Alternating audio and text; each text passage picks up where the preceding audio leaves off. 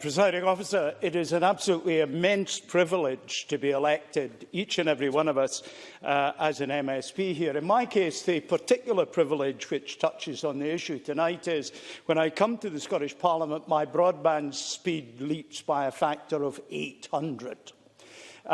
The speed over the last 10 days at home, the median speed is 0.2 of a megabyte. On Sunday, booking my railway ticket to journey to Parliament took 40 minutes.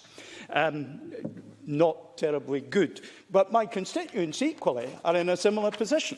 The Digital Scotland website tells us that exchange-only lines, and references have already been made to that, are more prevalent in Aberdeenshire, Mr Johnson should note, and in Dumfries and Galloway, just because of the history of the way the telephone network was installed.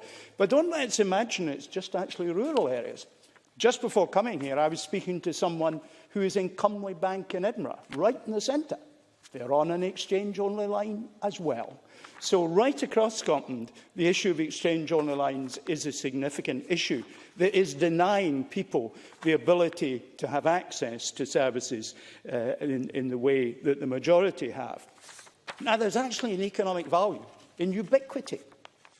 On the day that everybody in Scotland is connected to a high-speed broadband connection, we can shut down all the methods of communication that have to continue to support low bandwidth connections. Then we can save money centrally. Now, of course, I've got a solution to all of this. It's not a technological solution. It's a very simple and straightforward solution. It's a policy solution.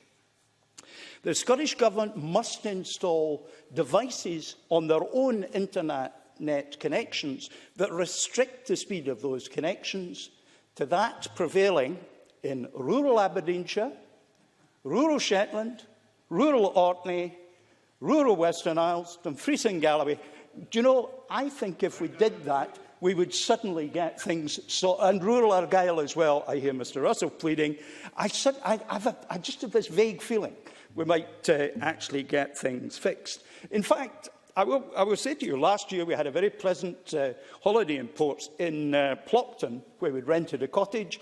I didn't want to come home. It was running at 6 megabits, 20 times what it had been running at home in Banffshire when I left.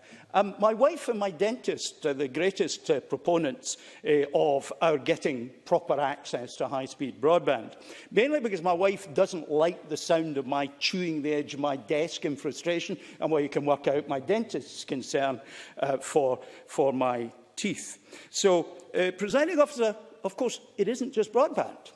Where I live, there's no mobile phone signal, 2G, 1G, 3G, whatever the prevailing stuff is. There is no Freeview access. I can't even get satellite broadband because the satellites, there are 2 of them, are not due south. So the angle of attack is 20.5 degrees or 22. And the terrain stops me seeing them as well. And I'm not alone. On that side of the hill, we can't get satellite either. And not that it's as good as getting proper fibre broadband. I finally close, Presiding Officer, by pointing out I have actually costed the cost of wholesale purchase of the fibre that's necessary to connect my house to the exchange, which is not that far away, and it's £300.